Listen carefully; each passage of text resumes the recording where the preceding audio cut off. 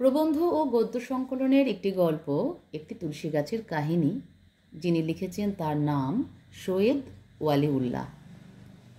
গল্পের মূল বিষয়ে যাওয়ার আগে লেখকের পরিচয় বা লেখক পরিচিতি এবং এই লেখকের পরিচয় দিতে গিয়ে যে বিভিন্ন তথ্য যেগুলো তোমাদের এই 10 মার্কসের পার্ট কোশ্চেন হিসেবে আসে, এরকম বেশ ইনফরমেশন আছে কিন্তু লেখকের পরিচয় দিতে গিয়ে।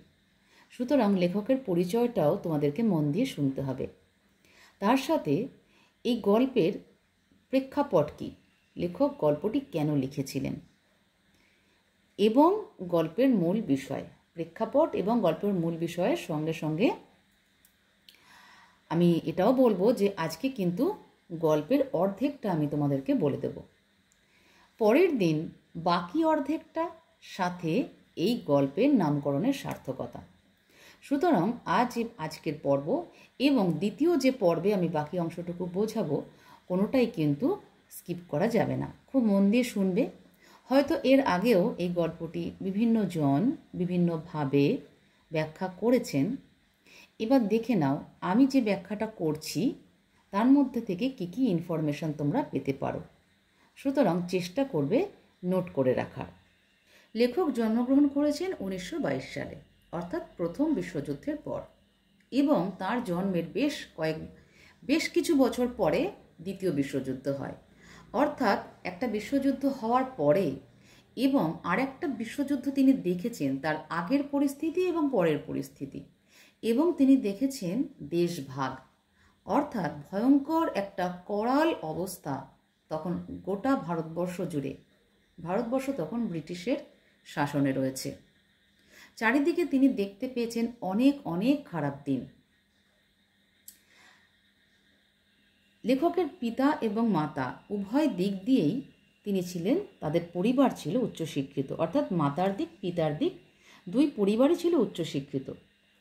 তিনি মাধ্যমিক, উচ্চ মাধ্যমিক এবং বিএ বা গ্র্যাজুয়েশন পুরোটাই তিনি বাংলাদেশ থেকে করেছেন। অর্থাৎ 1939 সালে কুড়িগ্রাম উচ্চ বিদ্যালয় থেকে ম্যাট্রিক করেছেন, 1941 সালে ঢাকা কলেজ থেকে ইন্টারমিডিয়েট পাশ করেছেন এবং 1943 সালে ময়মনসিংহের আনন্দমোহন কলেজ থেকে গ্র্যাজুয়েশন করেছেন। ছাত্র জীবনে তিনি একাধিক মাসিক পত্রে লেখালেখির সাথে যুক্তও ছিলেন। তিনি পাকিস্তান সরকারের পররাষ্ট্র দপ্তরের সাথে জড়িত থাকার সূত্রে তার বহু বিস্তৃত কর্মজীবনের একটা বড় সময় তিনি বিদেশে কাটান এবং তিনি বিবাহসূত্রে আবদ্ধ হন একজন ফরাসি নারীর সাথে। দুঃখের বিষয়, তিনি বাংলাদেশের মুক্তিযুদ্ধে তার অবদান যেমন অনস্বীকার্য, কিন্তু এটাও সাথে সাথে আমরা দেখতে পাই যে তিনি স্বাধীন বাংলাদেশ দেখে যেতে পারেননি। অর্থাৎ তিনি 1971 সালের 10ই অক্টোবর মাত্র 49 বছর বয়সে ফ্রান্সেরই প্যারিসে গভীর রাতে, তিনি তখন অধ্যয়নরত অবস্থায় ছিলেন, সেই সময় মস্তিষ্কে রক্তক্ষরণের ফলে তার অকাল প্রয়াণ হয় এবং তার কর্মজীবনটা এতটাই ব্যস্ততার মধ্যে ছিল, এতটাই মানসিক চাপে তিনি ছিলেন, যার ফলে এই পরিণতি। তিনি বহু রচনাই করেছেন, কাব্যগ্রন্থ, ছোট গল্প, নাটক এবং বিভিন্ন পুরস্কারেও তিনি ভূষিত হয়েছেন। এবার একটা একটা করে ইনফরমেশন দেব তোমাদের। এই যে গল্প একটি তুলসী গাছের কাহিনী, এটির যে মূল গ্রন্থ সেটা হচ্ছে 2 তীর ও অন্যান্য গল্প। দেখো, লেখক পরিচিতির এই অংশটুকুর মধ্যেই আছে যে একটি তুলসী গাছের কাহিনী ব্র্যাকেটে রয়েছে এবং 2 তীর ও অন্যান্য গল্প। এই 2 তীর ও অন্যান্য গল্পের মধ্যে আরও যে কয়েকটা গল্প, আমি কয়েকটার নাম উল্লেখ করছি, যেমন 2 তীর, পাগড়ি, কেরায়া, নিষ্ফল জীবন, নিষ্ফল যাত্রা, গ্রীষ্মের ছুটি ইত্যাদি আরও অনেক কিছু আছে। কাব্যগ্রন্থ আমি 3টে বলবো, সেই 3টে তোমরা লিখে নাও। তার কাব্যগ্রন্থ: একটা মানচিত্র, 2 নম্বর সূর্য জ্বালার সোপান, 3 নম্বর লেলিহান পাণ্ডুলিপি। তার বিখ্যাত কয়েকটি উপন্যাস, যেমন লাল সালু 1948 সালে রচিত হয়, চাঁদের অমাবস্যা 1964 সালে রচিত হয়, কাঁদো নদী কাঁদো 1968 সালে। লাল সালু উপন্যাসের জন্য তিনি বাংলা সাহিত্যে অগ্রণী হিসেবে তাকে স্বীকৃতি দেওয়া হয় এবং লাল সালু উপন্যাসের জন্য তিনি বাংলা একাডেমি পুরস্কার পান। তার নাটক বলি, অন্তত 3টে থেকে 4টে নাটক আমি বলবো। বহিপীর 1960 সালে, উজানে মৃত্যু 1963, সুড়ঙ্গ 1964, তরঙ্গ ভঙ্গ 1971। তিনি যে পুরস্কারে ভূষিত হয়েছেন, যেমন বহিপীর নাটকের জন্য তিনি পেন পুরস্কারে ভূষিত হয়েছেন, আর 2 তীর ও অন্যান্য গল্পের জন্য তিনি 21শে পদক পুরস্কারে ভূষিত হয়েছেন। লেখকের ছদ্মনাম আবু শরিয়া। শরিয়া বানানটা বলে দিচ্ছি, তালব্য স, রয় হস্যইকার, অন্তস্তয় আকার। তাহলে লেখকের ছদ্মনাম আবু শরিয়া। এবার আমি বলছি যে গল্পটি লেখক কেন লিখেছিলেন। গল্পের প্রেক্ষাপট হচ্ছে দেশভাগ। দেশভাগের ফলে যে পাকিস্তান আর ভারতবর্ষ, পূর্ব পাকিস্তান এবং পশ্চিম পাকিস্তান একসাথে হলো, বাংলাদেশকে করা হলো পূর্ব পাকিস্তান, আর পাকিস্তান যেটা বর্তমানে সেটা হলো পশ্চিম পাকিস্তান, মাঝখানে হলো ভারতবর্ষ। কিন্তু এই দেশভাগের ফলে কি হলো, হিন্দু এবং মুসলমান ভাগাভাগি হয়ে গেল। যেহেতু বাংলাদেশ একটা মুসলমান রাষ্ট্র হলো, মানে বাংলাদেশ তখনও হয়নি, তখন পাকিস্তান, সেই কারণে এই যে দেশভাগের ফলে যে পাকিস্তান হলো, বাংলাদেশকে যে পূর্ব পাকিস্তান করা হলো, সেখানকার হিন্দুরা তাদের বাড়ি ঘর সম্পত্তি, তাদের সমস্ত জমি জমা ফেলে চলে আসলো ভারতবর্ষে, তো বলা ভালো পশ্চিমবঙ্গে, মানে ভারতবর্ষের অন্তর্গত পশ্চিমবঙ্গে। আর পশ্চিমবঙ্গের যে সমস্ত মুসলমানরা ছিল তারা সব চলে যেতে লাগলো পূর্ব পাকিস্তান অর্থাৎ বাংলাদেশে। এই যে একটা দেশভাগের ফলে একটা অরাজক অবস্থা হলো, সবাই ভিটে মাটি ছাড়া হলো, কারোর সঠিক কোনো দেশ নেই, কোনো ঠিকানা নেই, বাড়ি ঘর নেই, মাথার ওপর বলা ভালো ছাদ নেই, খাদ্যের কোনো সংস্থান নেই। এই যে একটা ভয়ঙ্কর পরিস্থিতি, একটা সামাজিক সংকট, এই সামাজিক সংকটের প্রেক্ষাপটেই লেখক গল্পটি লিখেছেন। একটি তুলসী গাছের কাহিনী। আমরা এবার গল্পে প্রবেশ করব। দেখো, ধনুকের মতো বাঁকা কংক্রিটের পুলটির পরেই বাড়িটা। দোতলা উঁচু এবং প্রকাণ্ড বাড়ি, তবে রাস্তা থেকে সরাসরি দণ্ডায়মান। এদেশে ফুটপাত নাই বলে বাড়িটারও একটু জমি ছাড়ার ভদ্রতার বালাই নাই। তবে সেটা কিন্তু বাইরের চেহারা, কারণ পেছনে অনেক জায়গা। প্রথমত প্রশস্ত উঠোন, তারপর পায়খানা গোসলখানার পরে আম জাম কাঁঠাল গাছে ভরা জঙ্গলের মতো জায়গা। সেখানে কড়া সূর্যালোকেও সূর্যাস্তের ম্লান অন্ধকার এবং আগাছা আবৃত মাটিতে ভ্যাপসা গন্ধ। একটা কমপ্লিট দৃশ্য। মনে মনে কল্পনায় তোমাদেরকে দৃশ্যটা ফুটিয়ে তুলতে হবে যে ধনুকের মতন বাঁকানো একটা পুল, মানে একটা ছোট্ট ব্রিজ, তারপরেই হচ্ছে বাড়িটা। সেই বাড়িটা দেখতে কেমন না, দোতলা উঁচু প্রকাণ্ড, এবং সে বাড়িটা রাস্তা থেকে ডাইরেক্ট উঠেছে। অর্থাৎ বাড়ি তৈরি করতে গেলে যে অংশটুকু বা ছাড়তে হয়, যে 2 ফুট বা 3 ফুট অংশ ছাড়তে হয়, সেসব ছাড়া হয়নি। তাই বলা হয়েছে এদেশে ফুটপাত নাই বলে বাড়িটারও জমি ছাড়ার ভদ্রতার বালাই নেই। অর্থাৎ ফুটপাত নেই যে মানুষ হাঁটবে। কিন্তু এটা হচ্ছে বাড়িটার বাইরের চেহারা, কারণ বাড়িটার পেছনে অনেক জায়গা, সেখানে উঠোন আছে, তারপর সেখানে আম জাম কাঁঠাল গাছে ভরা জঙ্গল আছে, মানে বাগান আছে, এবং সেই বাগানটা এতটাই ঘন, সেখানে সূর্যের যখন নাকি সূর্য মধ্য গগনে, তখন সূর্যের আলো ভালো করে পৌঁছয় না। অর্থাৎ তখন সেই সময়টা মনে হয় যেন সূর্যাস্তের ম্লান অন্ধকার। সূর্য যখন মাথার ওপর, তখনও মনে হয় যেন সূর্যাস্তের মতো, যেমন সন্ধ্যা হয়, সন্ধ্যা ঘনিয়ে এসেছে। আগাছা আবৃত মাটিতে ভ্যাপসা গন্ধ, প্রচুর আগাছা সে জঙ্গলে, সেই জন্য একটা ভ্যাপসা গন্ধ পার হয়। অত জায়গা যখন, তখন সামনে কিছু ছেড়ে একটা বাগান করলে কী দোষ হতো, সে কথাই এরা ভাবে, বিশেষ করে মতিন। অর্থাৎ এই যে কথাটা, এখানে প্রশ্নবোধক একটা চিহ্ন দিয়ে একটা লাইন রয়েছে, এই কথাটা কে ভাবে, বিশেষ করে মতিন। এতক্ষণে আমরা একটা চরিত্র পেলাম, সেই চরিত্রের নাম মতিন। সে একজন মুসলমান যুবক। তার বাগানের বড় শখ, যদিও আজ পর্যন্ত তা কল্পনাতেই পুষ্পিত হয়েছে। কল্পনাতেই পুষ্পিত হওয়া কথাটার অর্থ হলো যে বাগান করার যে শখটা, সেটা তার কখনো বাস্তব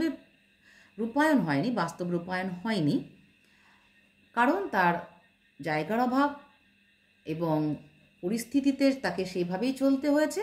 সুতরাং সেই যে কল্পনার মধ্যেই, তার কল্পনার মধ্যে সে ডালপালা মেলে দিয়েছে, যেই শখটাকে সেভাবে একটু জমি পেলে সে নিজেই বাগানের মতো করে নিত।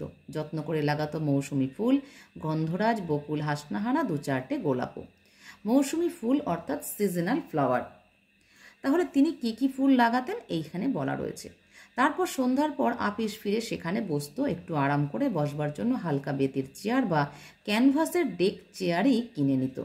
তারপর গা ঢেলে বসে গল্পগুজব করত। অর্থাৎ সে একজন শৌখিন মানুষ। আমরা দেখতে পাচ্ছি যে যদি একটু বাগান পেত, সে কিভাবে বাগানটাকে সাজাতো। একটা আরাম করে বসবার জন্য একটা বেতের চেয়ারও সে সেখানে রাখতো, বা ক্যানভাসের একটা ডেক চেয়ার সেখানে রাখতো। তারপর গাটা এলিয়ে দিয়ে সেখানে বসে গল্পগুজব করতো। এটা মতিনের খুব শখ।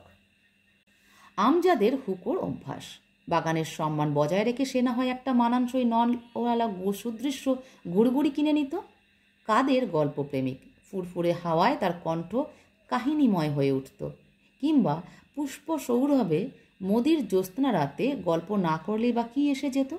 এমনিতে চোখ বুজে বসেই নীরবে সান্ধ্যকালীন স্নিগ্ধতা উপভোগ করত তারা। এখানে আমরা 3টে চরিত্র পেলাম।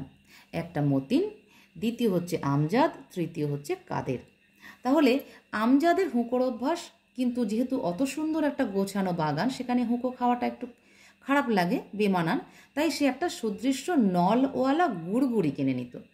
গুড়গুড়ি আর হুঁকোর মধ্যে বিশেষ কোনো তফাৎ নেই, শুধু একটা লম্বা নল লাগানো থাকতো। এটাই হচ্ছে আলাদা বিশেষত্ব, যেটা আমরা অতীতে জমিদারদের অনেক ছবিতে দেখেছি যে জমিদাররা ওরকম গুড়গুড়িতে হুঁকো পান করতো, মানে হুঁকোর অভ্যাস তারা মেটাতো।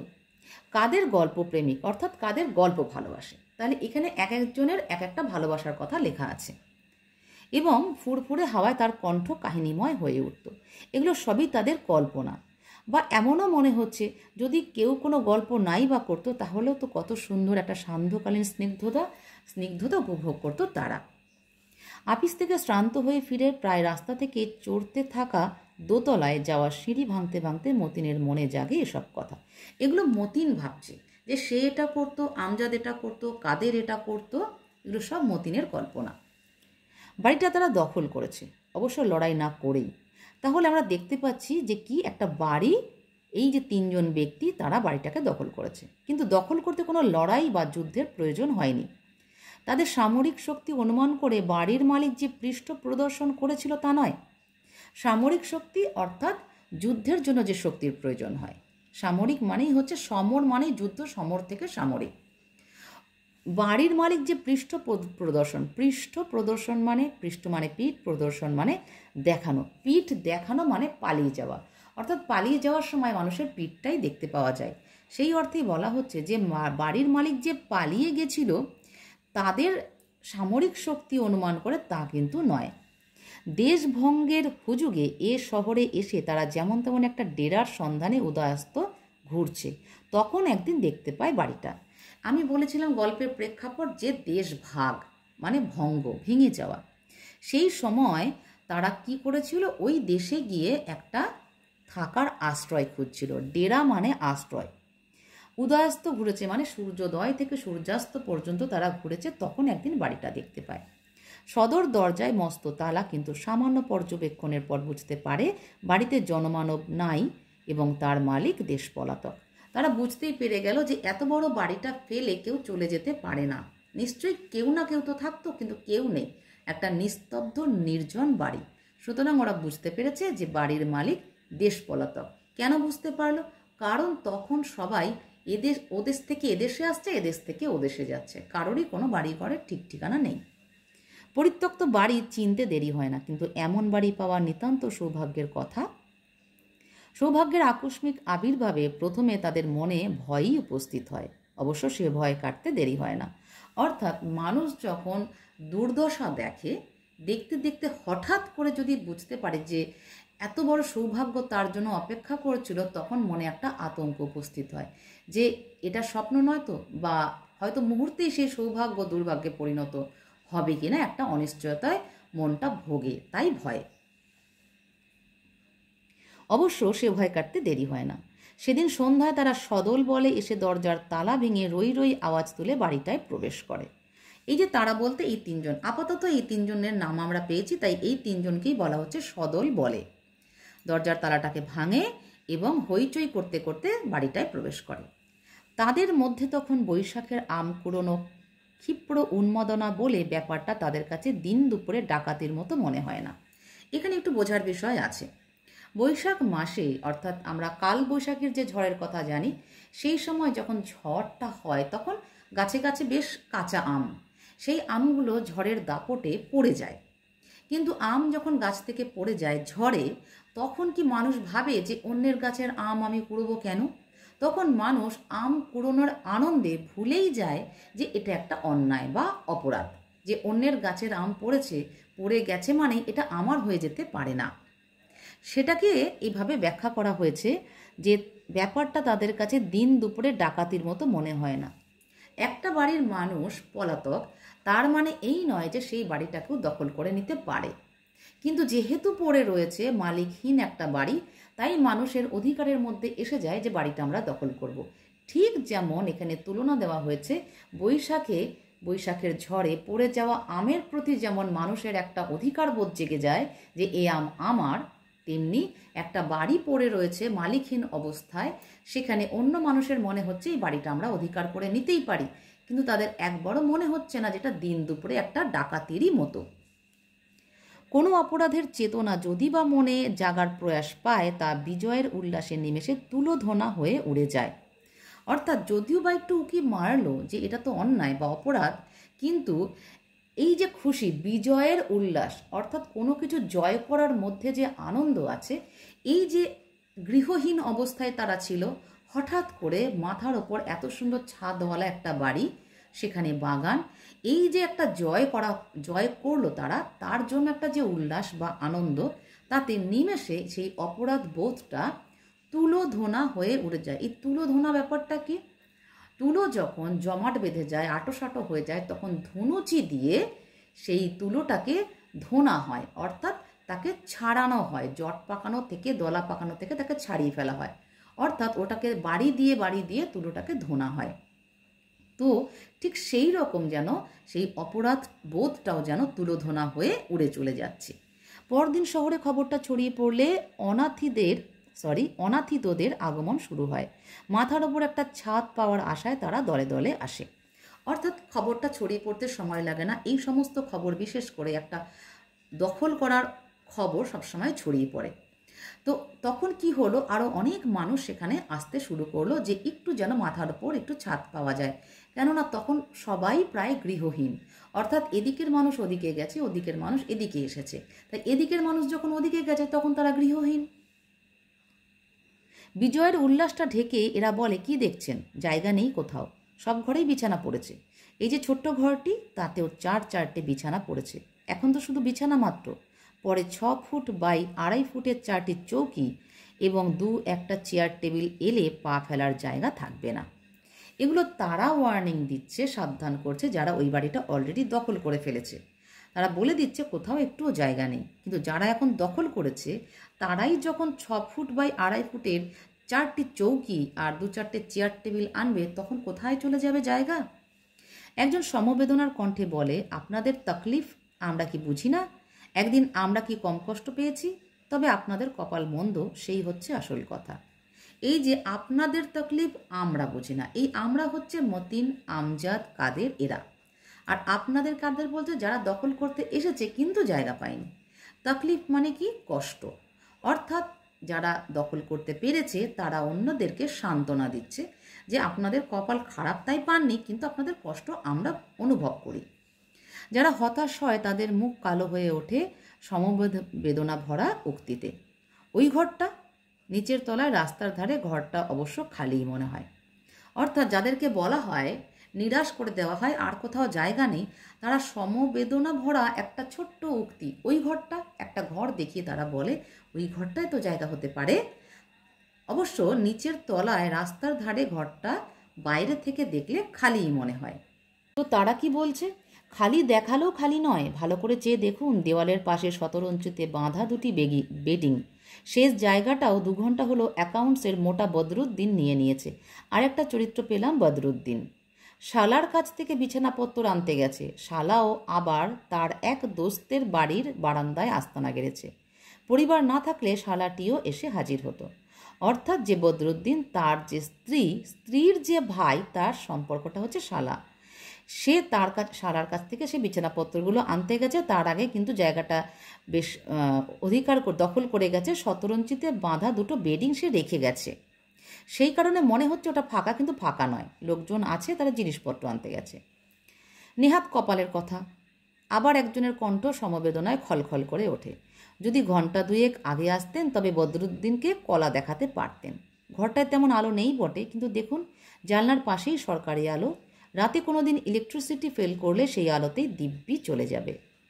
অর্থাৎ আরেকজন যেন ওদেরকে সমবেদনা জানাচ্ছে যে যদি 2 ঘন্টা আগে আসতেন তাহলে বদরুদ্দিন জায়গাটা না পেলে আপনি নিতে পারতেন। আর ঘরটায় সেরকম আলো নেই, কিন্তু জানলার পাশে যে ল্যাম্প পোস্ট আছে আর কি স্ট্রিট ল্যাম্প যেটা আছে, সেখানে রাতে ইলেকট্রিসিটি যদি কোনো দিন ঘরের যদি কারেন্ট চলে যায় তাহলে সেই রাস্তার আলোতেই দিব্যি চলে যায়।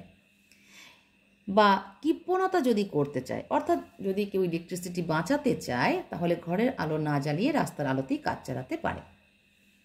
অবশ্যই এসব পরাহত বাড়ির সন্ধানীদের কানে বিষবৎ মনে হয়। পরাহত বাড়ির সন্ধানী, পরাহত মানে যারা পরাজিত, যারা বাড়ির সন্ধান করছিল কিন্তু পায়নি, অর্থাৎ পরাজিত, তাদের কাছে এই সমস্ত কথাগুলো বিষের মতো মনে হচ্ছে। অর্থাৎ এগুলো তো তারা শুনতে চাইছে না, কিন্তু শুনতে বাধ্য হচ্ছে। যথাসময়ে বেআইনি বাড়ি দখলের ব্যাপারটা তদারক করবার জন্য পুলিশ আসে, সেটা স্বাভাবিক। দেশময় একটা ঘোর পরিবর্তনের আলোড়ন বটে, কিন্তু কোথাও যে রীতিমতো মগের মুলুক পড়েছে তা নয়। মগের মুলুক কি? মগ হচ্ছে এমন একটা জাতি, তাদের দেশে সবসময় একটা অরাজকতা চলতো, একটা বিশৃঙ্খলা চলতো, যা খুশি তাই করতো, তারা হচ্ছে মগ। এবার এই যে মগের মুলুকে যেটা হতো সেটা কিন্তু এখানে হবে না।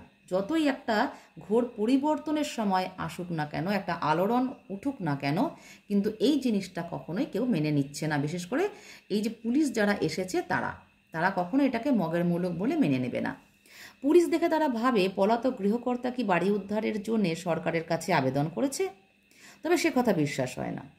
অর্থাৎ যারা অধিকার করেছে বাড়িটা, তারা ভাবছে যে গৃহকর্তা অর্থাৎ বাড়ির মালিক যে পালিয়ে গেছিল, সে কি বাড়িটা আবার উদ্ধার করার জন্য সরকারের কাছে আবেদন করেছে? তবে সে কথা বিশ্বাস হয় না। কেন বিশ্বাস হয় না? আসলে দেশ ভাগের ফলে ওদিককার মানুষ এদিকে চলে এসেছে, এদিককার মানুষ ওদিকে চলে গেছে। কখনোই ওদিককার মানুষ এদিকে এসে এরা আবার বাড়িটা উদ্ধার করার জন্য ওই দেশে যাবে না। 2 দিনের মধ্যে বাড়িটা খালি করে দিয়ে যে দেশ থেকে উধাও হয়ে গেছে, বর্তমানে তার অন্যান্য গভীর সমস্যার কথা ভাববার আছে। অর্থাৎ 2 দিনের মধ্যে যে বাড়ি খালি করে দিয়ে অন্য দেশে চলে যায়, সে এসে আবার তার যে কত গভীর সমস্যা আছে বর্তমানে, অর্থাৎ সেও গৃহহীন, তারও বাড়ি নেই, খাবার নেই, তার নিশ্চিন্তে কোথাও যাওয়ার জায়গা নেই, তার এমনিতেই তার অনেক সমস্যা। সে নিশ্চয়ই এই কাজটা করবে না যে পুলিশে গিয়ে খবর দেবে। সন্দেহ থাকে না যে পুলিশকে খবর দিয়েছে তারাই যারা সময় মতো এখানে না এসে শহরের অন্য কোনো প্রান্তে নিষ্ফলভাবে বাড়ি দখলের ফিকিরে ছিল। অর্থাৎ কারা তাহলে পুলিশকে খবর দিতে পারে? যারা ওই দোতলা বাড়িটাতে ঢুকতে পারেনি, মাথা গোজার এতটুকু ঠাঁই পায়নি, তারাই একমাত্র পুলিশে নালিশ করতে পারে। মন্দ ভাগ্যের কথা মানা যায়, কিন্তু সহ্য করা যায় না। অর্থাৎ যে ব্যক্তিগুলো সেই বাড়িতে ঢোকার সুযোগ পেল না, মাথার ওপর একটু ঠাঁই পেল না, তাদের ভাগ্যটা অবশ্যই মন্দ ভাগ্যটা তারা মেনে নিয়েছে, কিন্তু সহ্য কি করা যায়? কারণ তাদের মনে একটা জ্বালা। তারাই হয়তো পুলিশে গিয়ে খবর দিয়েছে, জানিয়েছে ওই বাড়িটা কেউ কারা দখল করেছে। ন্যায্য অধিকার সত্য এক কথা, অন্যায়ের ওপর ভাগ্য লাভ অন্য কথা। হিংসাটা ন্যায়সঙ্গত মনে হয়ই, কর্তব্য বলেও মনে হয়। অর্থাৎ যারা বাড়িটা পেল না তারা কি করলো? হিংসাটাকেই ন্যায়সঙ্গত মনে করলো। অর্থাৎ তাদের মনে হিংসে জাগলো যে আমরা পাইনি, ওরা পেয়েছে, অর্থাৎ আমরা যখন পাবো না ওদেরকেও পেতে দেওয়া যাবে না। এটা হিংসা। সেই হিংসেটাকেই তাদের ন্যায়সঙ্গত মনে হচ্ছে এবং কর্তব্য বলেও মনে হচ্ছে যে এটাই করা উচিত। এরা রুখে দাঁড়ায়। আমরা দরিদ্র কেরানি মানুষ বটে, কিন্তু সবাই ভদ্র ঘরের ছেলে। বাড়ি দখল করেছি বটে, কিন্তু জানালা দরজা ভাঙি নাই, ইট পাথর খসিয়ে চোরা বাজারেও চালান করে দিই নাই। অর্থাৎ এরা বলতে চাইছে, যারা দখল করে তারা বলছে যে আমরা ভদ্র ঘরের ছেলে। যদি আমরা চাইতাম, যদি আমরা খারাপ হতাম, তাহলে কি জানলা দরজাগুলো ভেঙে চোরা বাজারে বিক্রি করে দিতাম না? কিছু ইট ফিট খসিয়ে টসিয়ে ভেঙে চুরে গিয়ে কি বিক্রি করে দিতাম না? কিন্তু আমরা তো তা করে দিইনি, কারণ আমরা ভদ্র ঘরের ছেলে। বলছে আমরাও আইন কানুন বুঝি। কে নালিশ করেছে? বাড়িওয়ালা নয়, তবে নালিশটাও যথাযথ নয়। নালিশটা যথাযথ নয় কেন? কেননা যে বাড়ির মালিক সে যদি নালিশ করতো তবে ঠিকঠাক হতো। যথাযথ মানে যুক্তিযুক্ত। তাহলে যে বাড়ির মালিক সে যখন নালিশ করেনি, তাহলে যাদের বাড়িটা নয় তারা গিয়ে নালিশ করেছে, সুতরাং যুক্তিযুক্ত নয় নালিশটা। কাদের কেবল কাতর রব তোলে। যাব কোথায়? শখ করে কি এখানে এসে উঠেছি? কাদের, যার হুঁকোর অভ্যাস, সে একটু কাতর রব, রব মানে আওয়াজ, কাতর মানে দুঃখের বা একটা আওয়াজ তোলে, যে কোথায় যাব, শখ করে কি এখানে এসে উঠেছি। সদল বলে সাব ইন্সপেক্টর ফিরে গিয়ে, না হক না বেহক, না ভালো না মন্দ, গোছের ঘোরালো রিপোর্ট দেয়, যার মর্মার্থ উদ্ধারের ভয়েই হয়তো ওপরওয়ালা তা ফাইল চাপা দেওয়া শ্রেয় মনে করে। তাহলে এমন একটা ঘোরালো রিপোর্ট জমা দেয়, মানে ওই সাব ইন্সপেক্টর, যে ঠিক করে বোঝা যাচ্ছে না, পরিষ্কার করে কোথাও লেখা নেই যে অন্যায় হয়েছে না অন্যায় হয়নি। সুতরাং ওপরওয়ালা, যে ওই সাব ইন্সপেক্টরের যে ওপরওয়ালা, সে ভাবলো যে এরকম ধরনের রিপোর্টের যার মর্মার্থ উদ্ধার করা যায় না, সেই ফাইল চাপা দেওয়াই ঠিক আছে, শ্রেয় মানে উচিত মনে করলো। অথবা বুঝতে পারে এই হুজুগের সময় অন্যায়ভাবে বাড়ি দখলের বিষয়ে সরকারি আইনটা যেন তেমন পরিষ্কার বোঝা যাচ্ছে না।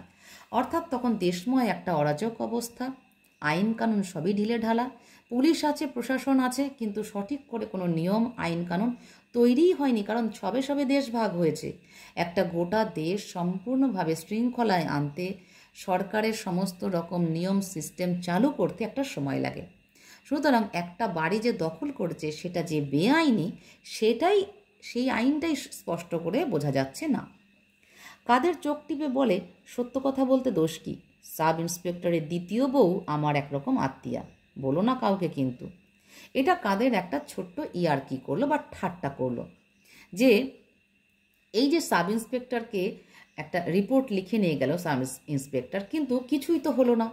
অর্থাৎ কাদের এখানে একটা যেন মার্কেট নেওয়া, অর্থাৎ নিজেকে অনেক উঁচু করে তোলা, একটা ছোট্ট ইয়ার্কির মাধ্যমে সবাই সেটা বুঝলো যে সাব ইন্সপেক্টরের যে দ্বিতীয় বউ অর্থাৎ সেকেন্ড ওয়াইফ, সে কাদেরের আত্মীয়া। সেই জন্য মানে ব্যাপারটা বেশি দূর এগোলো না, চাপা পড়ে গেল। অর্থাৎ সে একটু মার্কেট নিল, বলো না কাউকে কিন্তু। কথাটা অবশ্য কারোরই বিশ্বাস হয় না, তবে অসত্যটি গোড়ায় যে কেবল একটা নির্মল আনন্দের উস্কানি, তা বুঝে কাদেরকে ক্ষমা করতে দ্বিধা হয় না। অর্থাৎ এটা যে অসত্য কথা সেটা সবাই বুঝলো, কিন্তু এটা যে শুধুমাত্রই একটি নির্মল আনন্দ, সেটার জন্য কাদেরকে সবাই ক্ষমা করে দিল। ঠিক আছে, এরকম একটা কথা বলেছে, দেখে মাফ করে দাও। উৎফুল্ল কণ্ঠে কেউ প্রস্তাব করে, কি হে, চা মিষ্টিটা হয়ে যাক। অর্থাৎ সাব ইন্সপেক্টর যখন আর এটা নিয়ে বেশি দূর এগোলো না, তখন একটা সেলিব্রেট করা যাক, চা মিষ্টি টিষ্টি খাওয়া যাক। রাতারাতি সরগরম হয়ে ওঠে প্রকাণ্ড বাড়িটা। আস্তানা একটি পেয়েছে এবং সে আস্তানাটি কেউ হাত থেকে কেড়ে নিতে পারবে না, শুধু এই বিশ্বাসই তার কারণ নয়। অর্থাৎ বাড়িটা খুব সরগরম হয়ে ওঠে, একটা হইচই রই রই ব্যাপার হয়ে ওঠে, কেননা তাদেরকে বাড়ি ছেড়ে চলে যেতে হচ্ছে না। আস্তানা একটা পেয়েছে, এবং আস্তানা মানে একটা আশ্রয়, এবং সেটা কেউ কেড়েও নিতে পারবে না।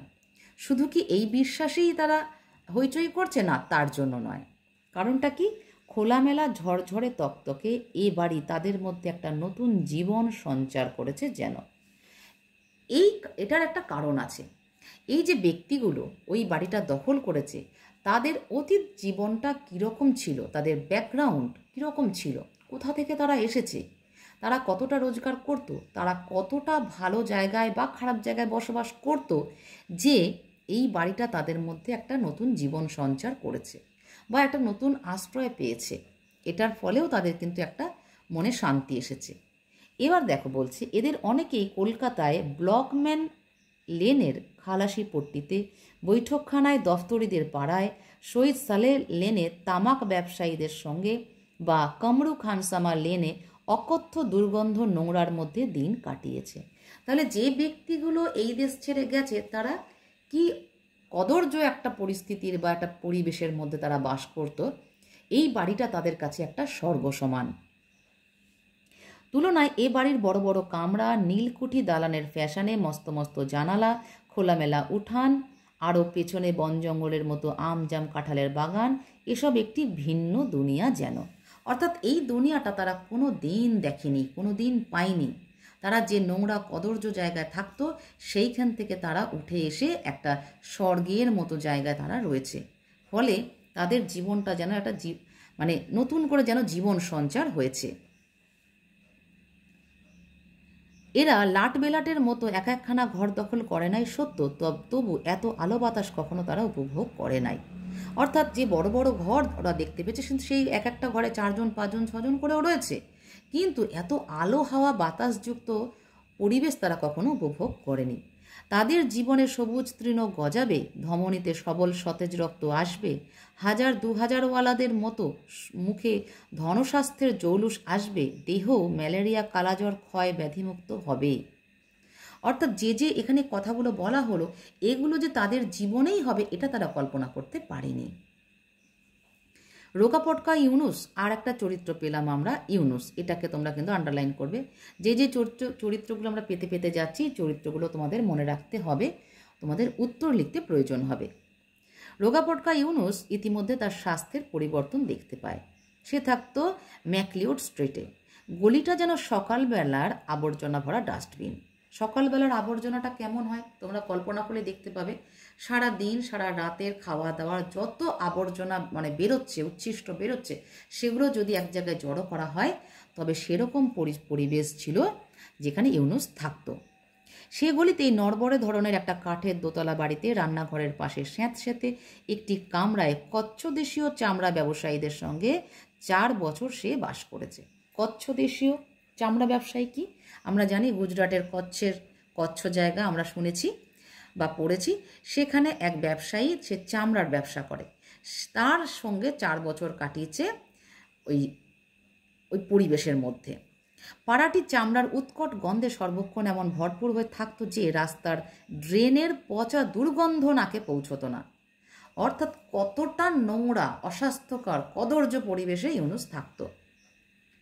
ঘরের কোণে ইঁদুর বেড়াল মরে পচে থাকলেও তার খবর পাওয়া দুষ্কর ছিল। অর্থাৎ তা ছাপিয়ে উঠত চামড়ার ওই উৎকট নোংরা কদর্য গন্ধ।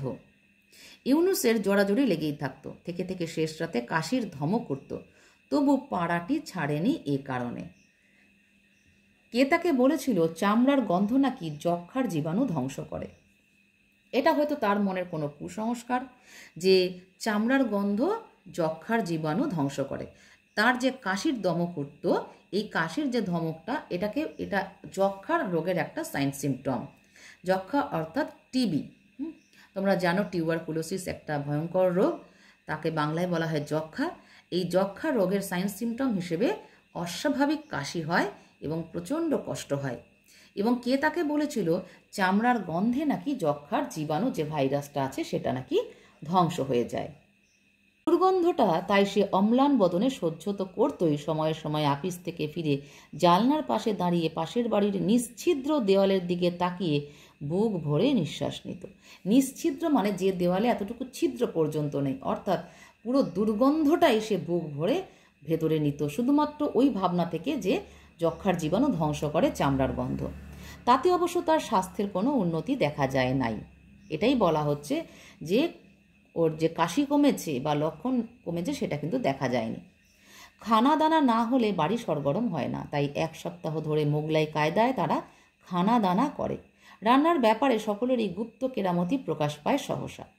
নানির হাতে শেখা বিশেষ ধরনের পিঠা তৈরির কৌশলটি শেষ পর্যন্ত অখাদ্য বস্তুতে পরিণত হলেও তারিফ প্রশংসায় তা মুখরোচক হয়ে ওঠে। অর্থাৎ ওখানে গিয়ে সবাই বোঝাতে চাইছে যে সবাই কিছু না কিছু রান্না জানে। কেউ তার মায়ের থেকে শিখেছে, কেউ তার নানির থেকে শিখেছে, কিন্তু সেটা যখন বানাতে গেছে তারা আগে কখনো বানায়নি, কিন্তু ওই শোনা কথা থেকে যখন বানাতে গেছে তখন সেটা একটা অখাদ্য বস্তুতে পরিণত হয়েছে এবং সেটাও তখন ভীষণ প্রশংসিত হয়ে উঠেছে। গানের আসরও বসে কোনো কোনো সন্ধ্যায়। হবিবুল্লাহ কোত্থেকে একটা বেসুরো হারমোনিয়াম নিয়ে এসে তার সাহায্যে নিজের গলার বলিষ্ঠতার ওপর ভর করে নিশীথ রাত পর্যন্ত একটি অবক্তব্য সঙ্গীত সমস্যা সৃষ্টি করে। অর্থাৎ দেখা যাচ্ছে যে ওই বাড়িটায় নিশ্চিন্ত মনে থাকার পর সবার সুপ্ত প্রতিভা যেন জেগে উঠেছে। এটা কিন্তু ব্যঙ্গার্থে বললাম সুপ্ত প্রতিভা, আসলে কারোরই ওখানে সেই অর্থে কোনো প্রতিভা নেই। যেমন যে উদ্ভট উৎকট সব রান্না করছে, সেই অতীতে কার কাছ থেকে কি শুনেছিল। হবিবুল্লাহ বলে একটি চরিত্র আমরা পেলাম, সে কোত্থেকে একটা বেসুরো হারমোনিয়াম জোগাড় করেছে এবং জোরে চিৎকার করে বলছে নিজের বলিষ্ঠতার উপর ভর করে। নিজের বলিষ্ঠতা মানে কত জোরে সে গাইতে পারে এবং নিশীথ রাত পর্যন্ত, নিশীথ রাত মানে হচ্ছে গভীর রাত, একটি অবক্তব্য সঙ্গীত সমস্যা। অবক্তব্য মানে যা সেই গানের কোনো কথা নেই বা কিছু বোঝাও যায় না যে কি তার মানে। সঙ্গীত সমস্যা মানে তোমরা বুঝতেই পারছো যে ভয়ঙ্কর এক সমস্যা তৈরি করেছে, যেটা সঙ্গীতের মাধ্যমেই উঠে এসেছে, একটা ভয়ঙ্কর সঙ্গীত। এ সময়ে একদিন উঠোনের প্রান্তে রান্নাঘরের পেছনে চৌকোনা আধ হাত উঁচু ইটের তৈরি একটি মঞ্চের ওপর তুলসী গাছটি তাদের দৃষ্টিগত হয়। এই যে আমরা একটি তুলসী গাছের কাহিনী এতক্ষণ পড়ছিলাম গল্পটা, এই আমরা প্রবেশ করলাম তুলসী গাছের অংশে, যে তুলসী গাছটি নিয়েই এবার আলোচনাটা হবে। যে এতদিন ধরে ওরা রয়েছে খেয়াল করেনি, কিন্তু রান্নাঘরের পেছনে চৌকোনা আধ হাত উঁচু ইটের তৈরি, আধ হাত ধরে নিতে পারো 6 ইঞ্চি, 6 থেকে 7 ইঞ্চি ইটের তৈরি একটা উঁচু টাইপের একটা ছোট্ট মঞ্চ, সেখানে একটা তুলসী গাছ তারা দেখতে পায়। সেদিন রোববার সকাল, নিমের ডাল দিয়ে মেছোয়াক করতে করতে মোদাব্বের উঠানে পায়চারি করছিল। মোদাব্বের আরেকটি চরিত্রের নাম আমরা পেয়েছি, মনে রাখতে হবে।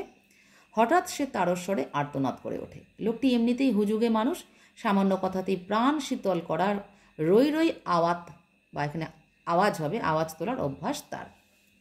অর্থাৎ এই যে মোদাব্বের বলে ব্যক্তিটি, সে পায়চারি করছিল, নিমের ডাল ভেঙে নিয়ে তা দিয়ে মেছোয়াক করছিল, অর্থাৎ দাঁতন করছিল। তোমরা ক্যানভাসের গল্পটা পড়েছো ক্লাস 10-এ, সেই ভৈরব নিমের দাঁতন করছিল, একটা ছোট্ট ডাল ভেঙে, ঠিক সেই জিনিস, নিমের দাঁতন করছিল। তখন সে দেখতে পায়, মানে তখন সে আর্তনাদ করে ওঠে। আর্তনাদ মানে কষ্টে একটা চিৎকার। এমনি লোকটি হুজুগে মানুষ, মানে যখন তখন এরকম চিৎকার চেঁচামেচি সে লাগিয়ে দেয়। সামান্য কথাতে প্রাণ শীতল করা রই রই আওয়াজ তোলার অভ্যাস তার, মানে একটা ছোট্ট কথা, হয়তো ছোট্ট বিষয়, কিন্তু এমনভাবে চিৎকার চেঁচামেচি করে উঠবে যেন ভেতরটা যেন শীতল হয়ে যায় ভয়ে। তবু সে আওয়াজ উপেক্ষা করা সহজ নয়। অর্থাৎ সে যে চিৎকারটা করেছে সেটাকে যে কেউ ইগনোর করবে বা উপেক্ষা করবে, সেটা কেউ করলো না, মানে পারলো না কেউ সেটাকে ইগনোর করতে। সবাই ছুটলো সেটা দেখতে। তাই বলা হচ্ছে শীঘ্রই কেউ কেউ ছুটে আসে উঠোনে। কি ব্যাপার, চোখ খুলে দেখ, মোদাব্বের বলছে, চোখ খুলে দেখ। একজন বলছে কি কি দেখব? সাপ খোপ দেখবে আশা করেছিল বলে প্রথমে তুলসী গাছটা নজরে পড়ে না তাদের। অর্থাৎ এমন একটা চিৎকার দিয়েছে, নিশ্চয়ই ভয়ঙ্কর কিছু দেখবে। অর্থাৎ সাপ খোপ, ওরকম স্যাঁতস্যাঁতে বাগানের মধ্যে সাপ খোপ থাকাটা খুব স্বাভাবিক। কিন্তু ওই চিৎকার চেঁচামেচিতে তারা তুলসী গাছটাকে দেখতে পায় না। দেখছো না, এমন বেকায়দা আসনাধীন তুলসী গাছটা দেখতে পাচ্ছ না? বেকায়দা আসনাধীন, আসনাধীন মানে আসনে অধীন, আসনে মানে যে ওখানে স্থিত একটা মঞ্চের মধ্যে যেন তুলসী গাছটা বসে আছে, তাই বলেছে আসনাধীন। বেকায়দা মানে মানে তুলসী গাছটার যেন রান্নাঘরের পেছনের ওই অংশটাতে থাকার কথাই নয়, তাই বলা হচ্ছে বেকায়দা আসনাধীন তুলসী গাছটা দেখতে পাচ্ছ না, উপড়ে ফেলতে হবে ওটা। আমরা যখন এই বাড়িতে এসে উঠেছি তখন এখানে কোনো হিন্দুয়ানের চিহ্ন আর সহ্য করা যাবে না। তারা যে বাড়িটা দখল করেছে সে বাড়িটা হিন্দুদেরই বাড়ি, সেই বাড়িতে থাকতে তাদের কোনো সমস্যা নেই। কিন্তু যখন একটা তুলসী গাছ দেখতে পাচ্ছে, এবং তুলসী গাছটা হিন্দু ধর্মের প্রতীক, কেননা তুলসী গাছকে হিন্দুরা পুজো করে এবং প্রতি সন্ধ্যায় প্রচুর গৃহস্থ বাড়িতে প্রতি সন্ধ্যায় সেই তুলসী মঞ্চে বা তুলসী তলায় সন্ধ্যা প্রদীপ দেওয়া হয়, তাকে প্রণাম করা হয়। সেটা হিন্দু ধর্মের একটা জল করছে একটা দৃশ্য। সেটা কিছুতেই মোদাব্বের মেনে নিতে পারছে না। তাই বলছে যে আমরা যখন এখানে এসে উঠেছি, অর্থাৎ আমরা বলতে মুসলমানেরা যখন একটা হিন্দু বাড়িতে এসে উঠেইছে, কিন্তু হিন্দুর আর কোনো চিহ্ন ওই বাড়িতে থাকবে না, সে সেটা সহ্য করবে না। একটু হতাশ হয়ে তারা তুলসী গাছটির দিকে তাকায়। গাছটি যেন মরে আছে, গায়ে সবুজ রঙের পাতায় খয়েরি রং ধরেছে, নিচে আগাছাও গজিয়েছে, হয়তো বহুদিন তাতে পানি পড়েনি। সকলে মিলে দেখছে যে একটা তুলসী গাছ। হতাশভাবে সেই তুলসী গাছটার দিকে সবাই তাকাচ্ছে। কেন না, গাছটা যেন মড়ো হয়ে আছে।